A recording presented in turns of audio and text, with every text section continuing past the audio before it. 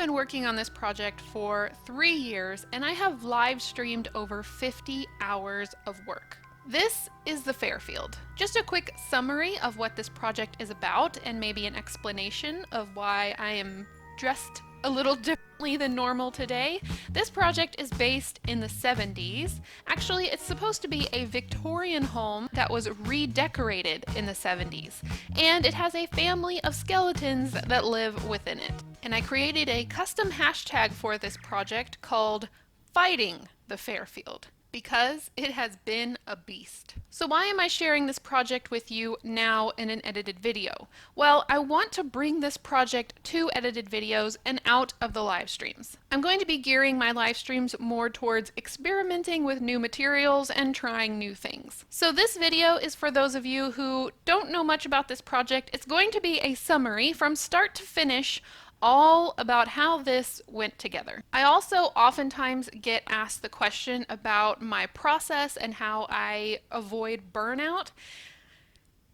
And this project is such a great example of how my process usually goes. And so I'm going to be showing you everything in chronological order. You're going to see a mixture of live streams, Instagrams, TikToks, anywhere I put little bits about this project, I am going to be including in this video. You're going to see me change my focus many times on what part of the project I'm working on, and there's even a part where I stop working on this project, and I will talk about that as well. So without further ado, let's go ahead and get started on the summary of the Fairfield project up to where it is now. And by the way, going through 50 hours worth of live stream and more is quite a feat for editing it down into one project. So I hope this makes sense. This dollhouse is made from a kit called the Fairfield Dollhouse, made by Greenleaf. Now, I'm not a huge fan of Greenleaf kits. The wood is very splintery. I got several splinters during this project, but I did love the design. I'm also using posed skeletons to be the family that goes within this, and I don't know, I've always loved skeletons. There are 2 parents and a kid and a dog that will eventually be living in the house.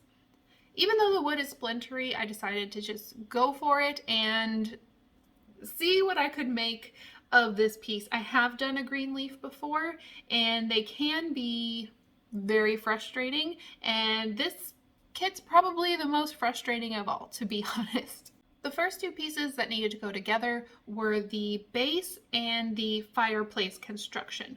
Those are basically, maybe I could compare it to your y-axis or your x-axis, your x-axis and your y-axis in order to complete the rest of the build. I don't know if that made sense.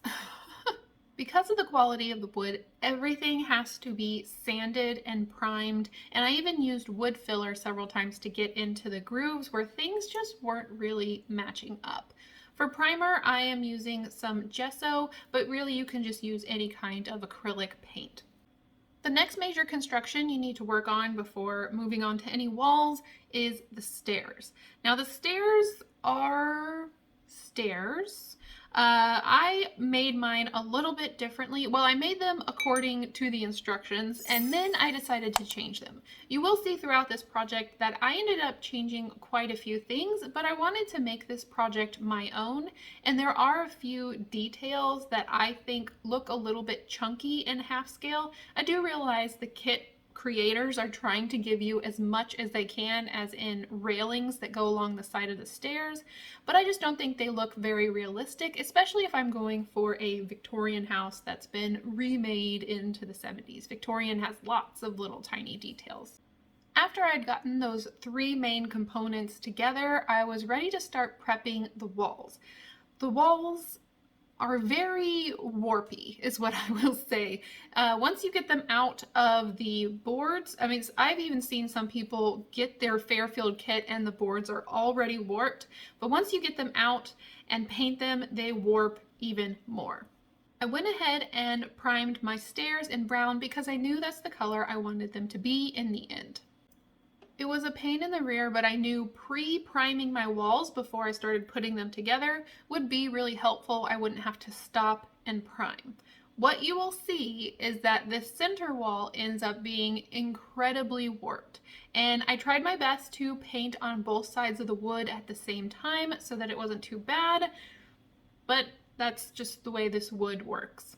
I also wanted to go ahead and plan out my wallpaper because wallpaper is going to be really big for the 70s and the Victorian theme. And I found this wallpaper book that I've had in my collection for quite a while, and I thought it would work perfectly. Before adding the wallpaper, I needed to dry fit everything together so I could see what parts of the wall were parts of the individual rooms because I wanted to make sure I got the wallpaper in the right spaces. I quickly found out that many of the tabs were not matching up with the holes they were supposed to go in. This ended up being a lot of cutting and sanding just to get the pieces that were supposed to fit. They just weren't fitting. Even the stairs didn't quite fit into the holes that they were supposed to. In case you're wondering what the directions sound like, here's a small sample. Pre-assembly. Align pre-assembly by sliding second floor banister section of staircase wall through opening, second floor left section. Align left bottom of left wall. Align left bottom of left front wall with slot in first floor. Tabs on right side of left front wall align with slots on staircase wall. Do not glue. Okay. I was very glad to have my live stream audience to help me through figuring out what some of that meant. As you can see, this house is coming together very well. It's just so warped. It's so warped. I think this might have been when I created the hashtag fighting the Fairfield. Cutting through the wood of the kit is not too bad. I mean, it's not fun. It's very crunchy and splintery, but it is doable with a craft knife. So I decided to cut off the railing from the stairs because it was very chunky. In order to do this throughout, I had to find anywhere that railing showed up and figure out how I was going to replace it later on. With the alterations made, I was finally ready to put some wallpaper and some character into this project. I wanted a mixture of wallpaper that looked like a Victorian wallpaper, very tiny, detailed, with kind of muted tones, although I have heard that Victorian wallpaper could be very bright, which is why I think it's such an interesting mix with the 70s, which was very, very bright. The living room where I started to add wallpaper is going to be more of the browns that you would think, or like browns and wood tones that you would think for Victorian. And then some of the other rooms are going to start getting brighter, especially the top left room, which is going to be the teenager's room, which is a very bright blue striped wallpaper. I wish at this point I had cut off the railing at the top of the stairs as well, but I didn't. However, I will be tackling that later on in the build. I probably should have added wallpaper to this side of the wall the same way I did on the other side. However, I didn't, and so I had to piece the wallpaper around the staircase. This also meant that once I added it on, I would be cutting out the door frames or the doorways so that everything fit and had the correct amount of wallpaper on it. I also added some wallpaper, and it's going to be kind of on the outside of the house, but I knew I was going to be adding siding, so it was okay if it showed a little bit. To add the wallpaper on, I am using some matte Mod Podge to lay it down. I'm using my hands to smooth it out, and then I'm going over it again with matte Mod Podge to protect everything. If you do this, make sure you don't freak out if there are any bubbles, because they do kind of calm down and go away later some of the times. You could cause more damage to your wall if you are trying to fix the bubbles before seeing if they will actually go away. I think the green kitchen wallpaper ends up being the most 70s, so I'm very excited about that. With some of the wallpaper attached, it was time to put up some more walls and do some more customization. This is the interior wall of the kitchen, and I wanted there to be a walkthrough that you could kind of go by the stairs and into the entryway. The entryway gets very cut off in this design. I'm not sure why they did that, but I decided to add my own walkway area, and it's going to bring more light into the project. The curve was a little harder to cut, but I did manage it. Of course, this would be easier if you had some kind of scroll saw. but I do think it makes a much nicer area to see through the project, and it doesn't feel so cut off from the rest of the house. I then proceeded to build the tower, and I added more wallpaper as I went, especially up in the second floor area.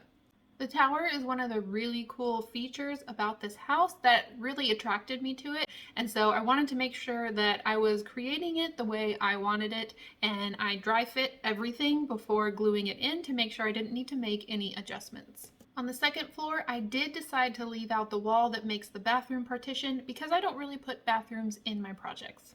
Then it was time to mess with the third floor. They give you this third floor piece, they call it the attic floor, and it's all one piece. Now, you know, I've given you hints as to how these tab sections have been working. This is one gigantic piece that has to slip over this thing and perfectly fit into all the little tabs and holes that have already been created. And I just can't see that happening. It took me like 15 minutes just to get this hole big enough to fit over the chimney. Once I had decided to split the floor in half, it fit better than it did. Of course, it still took a bit of adjustment. It was very difficult to just get it down the chimney. Everything's still warped. It's all just so warped that there was no way I could have gotten onto the third floor without splitting that floor in half. I also continued to struggle with getting the tabs in the right spot, and a few of them ended up getting cut off completely. It continued to take a lot of sanding and adjusting. As I said previously, I was really excited about the tower aspect of this house, but I realized the way it's designed, once you put this wall in place, you can't see into the tower room or put anything in there anymore. So I decided to remove that wall, which means I'm going to have to adjust my roof later on to make up for that. Then it was time to add the bay windows. These are really cool pieces that go on 3 sides of the house. No, just 2 sides of the house. And they stick out a little further, give you a little bit more floor space, and have these really cool curved arches on the inside, which I think give a little bit of architectural detail, which I continue to like about this kit. Then it was time to focus on some flooring. I had to have both wood floors and shag carpeting in this project. So I'm starting out with the shag carpeting. I'm going to be making that out of an old kitchen towel, and of course I'm going with the white kitchen towel because I am wanting some bright green shag carpet to go in my 70s aesthetic build. I made a template from Post-its and then transferred that to the kitchen towel so I could get it as close as possible when putting it into the room. I'm mixing up some acrylic paint, and I think I may have put a little bit of green ink in there as well, and I'm going to be completely soaking the towel so that it comes out very bright green. This is a little bit too bright probably for this project, especially since it's supposed to be aged. However, I will be aging it in the future. Now, of course, going with the theme of warped and nothing fitting, once the towel had dried, it had totally changed shape. So I had to make a few adjustments there. Thankfully, while I was gluing it down, when you're working with fabrics or something like a terry cloth type of towel, you can kind of smush it into place, but I did have to cut a few of the pieces to make it fit better because I didn't want any like wrinkles or lumps, although that does sound like a good way to make some old carpet. But anyway, I of course had to add the wood floors that would go a little bit more along with the Victorian theme. I wanted a wood floor in the attic and in the floor that has the dining room and the living room space. I just love dark wood floors, especially in old Victorian homes. I'm using my typical paper method where I lay down strips of paper and then I'm going to paint on top of that. The lower floor would have been easier to do before I put together the house, but I came up with a solution. I made 2 halves of the floor with bits of paper hanging off so that I could cut it to fit together once everything was in place. This was a little bit of work, a bit like a jigsaw puzzle, but in the end it did work, and I do have what looks like a seamless floor on the bottom floor of the house. Then I painted it brown and went with my typical aging techniques with dry brushing and then adding some watered down black paint so that it gets all into the cracks and crevices. And then I added some aging because I do want this to look like maybe it's not even the 70s anymore, maybe it's the future and it's still a Victorian home redecorated in the 70s, but it's old, it's newer, it's the newer year, and it just looks like it's been there for a while. So I made sure to age the shag carpet too. In the directions, they tell you a type of window that you can purchase in order not to have to use the window pieces that are provided in the kit. I decided to invest, it was pretty expensive, to purchase them and see how they work. So they looked cool, they were really beautiful windows and doors, and they have these really cool Victorian, I ordered specifically the Victorian doors to go with my theme. But there were some fit issues. It wasn't exact. It wasn't fitting quite perfect. So there were a few adjustments that I needed to do. For example, they stuck out on the inside a little bit, which was fixed once I put the siding on the outside. I didn't feel like it stuck out as much. But we'll get back to the windows and doors in a little bit. Baseboards are an important part of any project because it covers up the gap between your flooring and your wall. So even though they're annoying and it takes a long time to get through them, they are important and really put a finish on your project. I like to use my Easy Cutter tool, which I always talk about, to create the angles that are going to help get the baseboards into the corners and have that nice finished look. But this guy I just cut, and he's going to go like so. Now I'm not going to completely glue it in until I have two pieces in. I just had to include a little clip of Stormy in there. Going back to the doors, I had to cut off some of the width and the height. Now this could be due to the fact that I have a really thick shag carpet that went into the project, and maybe it would have fit better if I didn't, but I did have to cut off quite a bit, sand the door frames that were in the walls in order to get these doors in, and even then it was a really tight fit. I also made sure to pre-paint as much as I could because it was going to be very hard to get to all those little details once things were installed.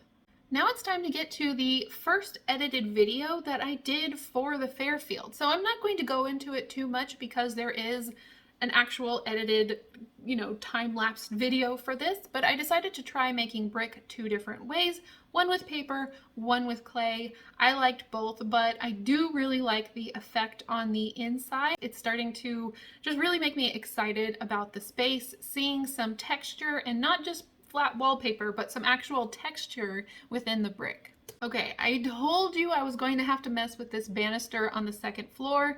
When I ordered the doors and windows, I also ordered a custom half-scale banister with the little posts. And that meant it was time to remove the kit version, which was made much harder by the fact that I had already built the house and installed carpeting. So I used my Dremel tool to cut through it as much as possible. I also used an array of pliers and whatever I could to remove what was left of this banister. The flush wire cutters ended up being my best friend anytime I had to remove tabs or any bits of this splintery wood. I protected as much as I could while I was working, trying to not get any of the carpet wound up in the sanding bit on the drill, but in the end I was able to get quite a bit of it off and move forward with adding the new banister. The way they make these is really simple, actually. They're just little rods, and then there's a channel that you put them up inside so you can pre-glue your banister together before adding it to the house, which is really nice that you don't have to work inside the house since it's such a small space. I added bits of wood to make a flat surface for me to glue the banisters onto, and I think that really helped a lot. I wasn't having to glue on top of carpet or an uneven surface. At this point, I was starting to get really worn out on this project, and here comes an array of furniture distractions, we will call them. I love furniture. It's my first love in miniature. So of course I'm going to do furniture whenever I'm trying to avoid something else. I wanted to recreate my chair pattern, but in half scale. I made a video over it in 1/12 scale, but this is a half scale project. I'm not sure if I said that. And it's a whole different process to try and make things look thin enough and small enough in half scale. So this was a fun project to work through live because I had several ideas coming from the comments. But in the end, I'm really starting to build up quite a furniture collection for the Fairfield. And the next month I found I still was not ready to get back to working on the house, so I found another pattern to shrink down to half scale to continue to try and move forward with the project, to feel like I was making progress, even if I still didn't even want to have anything to do with the outside of the house or even interior finishes. I wanted to feel like I was getting something done. However, I could not face the fact that I was getting very burnt out on the Fairfield project. And this is when I was just ready to take a break. By the way, this is the half scale haul tree, which is available in my store, if you care. At this point in the project, I was very honest and open with my live stream viewers that I was just tired of working on it. I was tired of looking at it. I didn't want to do anything else on the Fairfield. So I decided to take a break. During this break from my project, I made another kit. It was very different. It was like a small little ship, and I made an entire project out of that. It took me 5 or 6 months to finish up that project, but it was really needed for me to be excited about working on this project again. One of the things I always like to say is good miniatures take time. And they do. Good miniature projects take time. But good miniaturists take care of their mental health. So if you're feeling like you need to take a break from something, or you just need some time off, not even working on another project, but you just need some downtime from whatever you're working on, please take it. Don't feel bad that you're not getting something done. I mean, unless you're like doing a commission or something, that's a whole nother thing. But if you're doing a hobby for fun and you're not enjoying it, just take a break. Miniatures are great at waiting for us to be ready to work on them again. So after that much needed break, I was ready to get back to the exterior of this house. After jumping back into the project, I knew that the siding was going to be a pain, so I just wanted to get it done. I did the cereal box siding like I had done before on the Addams Family project. There is a video on my Addams Family playlist for that. And then I painted everything in brown to have a nice even base coat because it was almost time to paint. And I was very excited about painting this piece. I decided to pick out some colors that I don't normally use, and I really liked these colors together. My viewers and I went through several combination ideas, and I painted live on the stream, and there were a few adjustments that I made. I had already pre-coated everything in a crackle medium. I like to use folk art crackle medium, and so that's why the paint looks a little uneven and cracked. That is what I want it to look like. I also knew I needed to do a really detailed paint job on the windows because if I'm going for a Victorian look, they're just really detailed. I know I've said that before. They're just really detailed. And they were a horrible pain. They were a pain to paint. But I got them all done.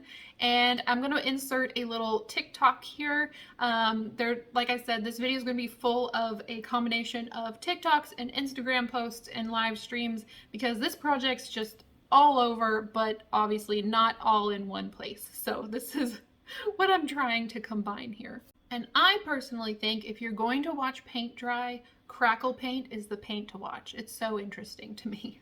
I used a combination of watered down acrylic paint and chalk pastel to go over the entire thing and make it look as though it has been sitting there for a while, not taken care of. However, I didn't want to dull down the colors too much. This project's all about color, out there color, and I wanted to make sure to stay true to that while at the same time giving it the age that I wanted. After the paint was done, I was ready to move on to the porch. It's going to be a walkout porch. I adjusted the window that was there into a doorway so the inhabitants could actually walk out onto the porch. So I made it a tile covered porch and I painted it the same dark blue that I had used in several parts of the exterior of the house. And then of course I needed a railing for safety purposes. And I decided to see if I could make a railing out of beads and Q-tips, just to see if I could make something without having to purchase more railings from an online store. The beads were really fun to use. You might think that they look a little unrealistic, but honestly, there's all sorts of shapes that come in Victorian architecture. And it was really fun because in the live stream, we decided to spell out the words spooky, or the word spooky, S-P-O-O-K-Y, and it's only in one part. The rest of the letters are random, but if you know where to look, you can find the word spooky on the porch railing. Then I was ready to start dry fitting and messing with the roof.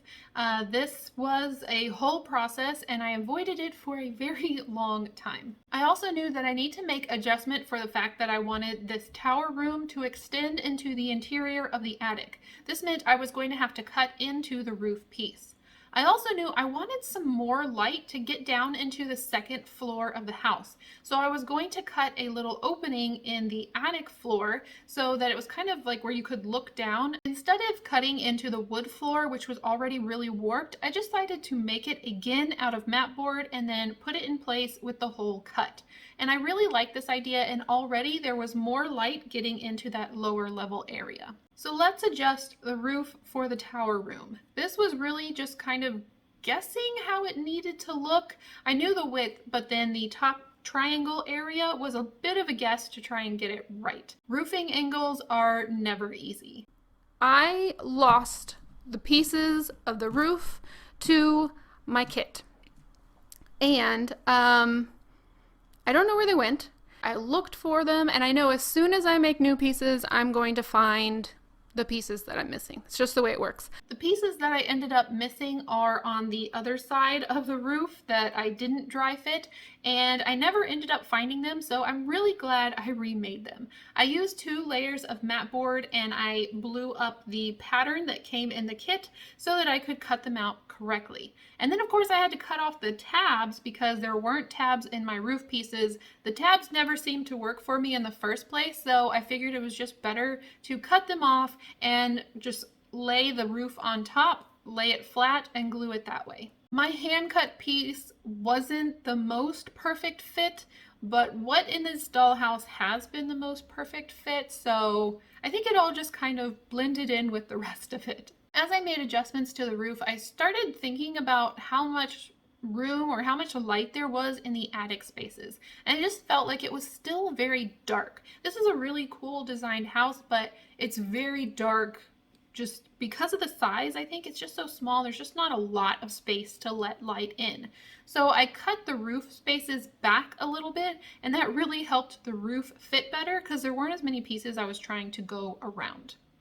Then I added some tile to the 3rd floor tile piece that I cut, and I think I need to age that. I never aged it. I need to do that. And now, if you can believe it, it's time for more furniture distractions. That's right, my chair needed a couch, and I found this really cool retro design couch.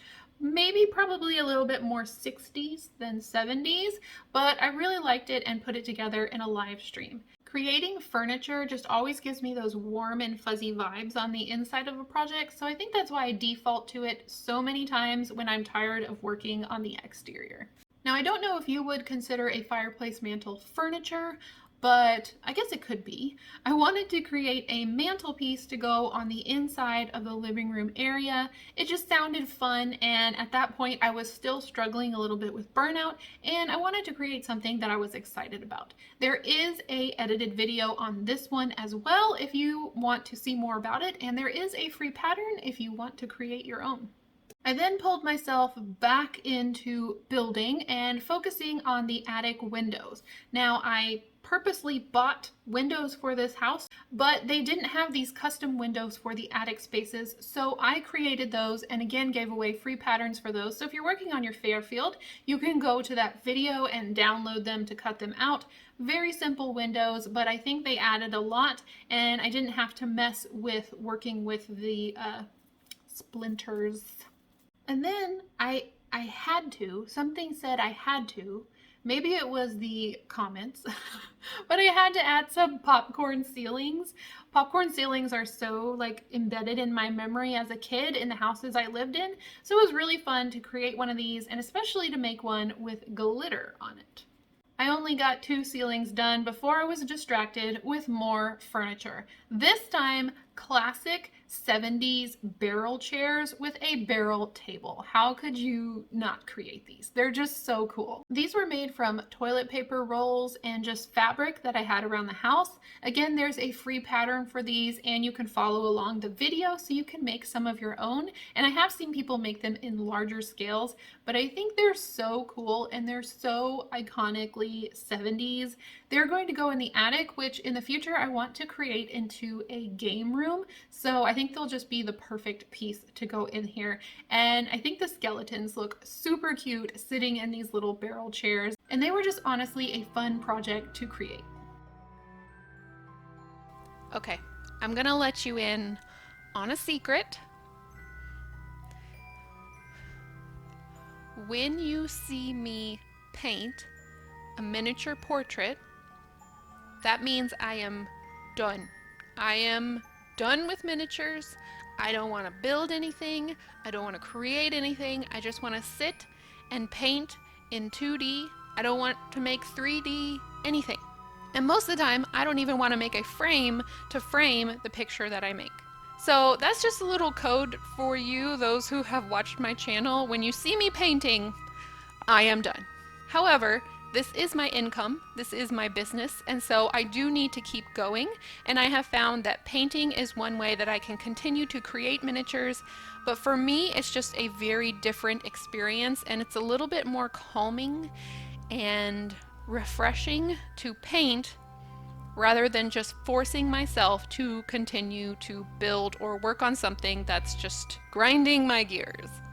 The main idea behind the skeleton dog's portrait, or just skeleton portraits in general, came from talking with people in my live streams and in the comments, and we thought it would be so funny that if there were maybe some famous portraits or some famous paintings around this house. However, all of the characters in the paintings were skeletons. So this one I thought would be fun to put in the game room area, and of course it's, you know, the classic dogs playing poker. However, I was going to have to create all the dogs with classic, or well, their dog skeletons. So that was kind of a fun research project to see what each dog's skeleton would look like, and it gave me a break from creating things to just sit there and paint and really decompress, I guess.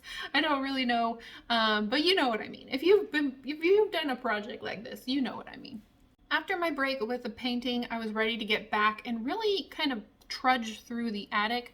I added some newspaper print wallpaper, and then I was ready to add some wood. I wanted a lot of wood in the attic, so any of the diagonal attic places are going to have this wood finish that looks like it's, well, an unfinished underside of a roof. And so I added some popsicle sticks. I could have done this in paper. I'm not quite sure why I chose popsicle sticks, but I had a lot of them. So I was able to get through quite a few of those. I added some Mod Podge and then went over it with brown, creating this really cool wood texture that's going to be the backdrop for my attic space. Now that most of the finishes had been applied, I was ready to permanently attach the roof. This is kind of a big commitment, but at that point I was feeling ready to do it. Because of all of the warping that I faced throughout this project, I had some gaps between the roof line and the upper part of the triangle line at the top of the wall. So to fix this, I first tacked the roofs on with hot glue, then I added like little bits of regular glue so that I wasn't just relying on the hot glue, and then I went over everything with paper to make sure that it was sealed. I then had to custom build the part of the roof that's going over the tower because I had basically ruined the one that came in the kit, or it just wasn't usable anymore because of the adjustments that I created. So I just slowly matched the slope of the roof and the way the roof should look so that it looks like the rest of the house, and cut out custom pieces. And then of course I need to add another stormy clip because this has been a long one. I not only added paper along the top edge of the roofs, but I had to do it on the underside of the roof and anywhere two pieces of this kit were coming together, just to close it off, make sure that it was actually glued together and that no light would be coming through. It's just one of those things. This was especially true where any two parts of the roof met each other. They really did not want to connect. I noticed while editing this that I was being a little bit salty about the project, about the warping and the splinters, because I did get a splinter the size of a toothpick like the first week I worked on this, and I think that's just kind of stuck in my head. However, I do love this project. I don't think I got that across very well in this video, but I do think I'm past the hardest part, and I'm excited to see what the future holds for this quirky Victorian 70s skeleton project. So that pretty much leads us to where I'm at now, except for a half-finished railing that's on the third floor, and I also made a really fancy bed based off of a kit, and that one took me 2 streams to complete. So I'm hoping by moving the Fairfield to edited videos that I can actually complete projects instead of leaving them half done like I have done several times, and getting this project closer and closer to completion. So if this is your first time seeing the Fairfield or seeing the story behind the Fairfield, let me know how you enjoyed this video. Did it make sense? And even if you did watch the live streams, was it interesting to see the project go from the beginning to the end and see how much I flip-flopped between doing the outside of the project and working on furniture and just not working on the project at all? It was actually pretty interesting for me to see it in that kind of a timeline. If there were any videos or projects during this video that you want to see more of, I will leave the Fairfield playlist in the description box below. A lot of them are live streams, so you may have to kind of sift through some of the stuff, some of the talking. I talk a lot, we know that. But in the live streams, you can see real time how long things really do take to create. Thank you so much for watching today's video. I am ready to get back into my jeans and hoodie, even though this was fun to kind of 70s it up a little bit. I need to get a lava lamp, I think. I need a mini lava lamp and a real lava lamp. Yes. I hope you all have an amazing week, and I will see you in the next one. Bye. Shouldn't be talking about that part yet. Hold on. I put on a poncho for this part because I was cold, and it's still 70s, so ponchos are awesome. What was that?